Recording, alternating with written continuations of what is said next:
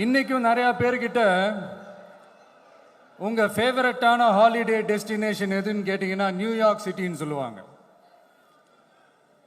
ஏன்னா அங்கே போய் ஒரு 2-3 நாள் தங்கிட்டு வர்றதே அது ஒரு பெரிய ஸ்டேட்டஸ் ஆகவும் ஒரு பெரிய அச்சீவ்மெண்ட் ஆகவும் நினைப்பாங்க. ஆனால் 100 வருஷத்துக்கு முன்னாடியே நியூயார்க்லாம் போய் அங்கே உலக புகழ் பெற்ற கொலம்பியா யூனிவர்சிட்டியிலலாம் போய் படித்து டாக்டர் பட்டம் வாங்கி சாதிச்ச ஒரு அசாத்திய மாணவர் ஒருத்தர் இருந்தார். அது கூட பெருசு இல்லை, அவர் எந்த சூழ்நிலையில் அங்கே போய் படித்து சாதிச்சாருன்றதுதான் மிகப்பெரிய விஷயம். அன்னைக்கு அந்த மாணவரை, நீ இந்த சாதியில் பிறந்திருக்கிற, உனக்கெல்லாம் படிக்கிறதுக்கெல்லாம் தகுதி இல்லை, நீ எல்லாம் எதுக்கு ஸ்கூலுக்கு வர, அப்படி இப்படின்ட்டு அவர் வாழ்கிற சமூகமே அவரை தடுத்துச்சு. அதையும் மீறி அந்த மாணவர் பள்ளிக்கூடம் போனால் சக மாணவர்களுடன் சரிசமாக உட்கார்ந்து படிக்க அவருக்கு அனுமதி இல்லை. தாக எடுத்தா தண்ணி கூட குடிக்க முடியல.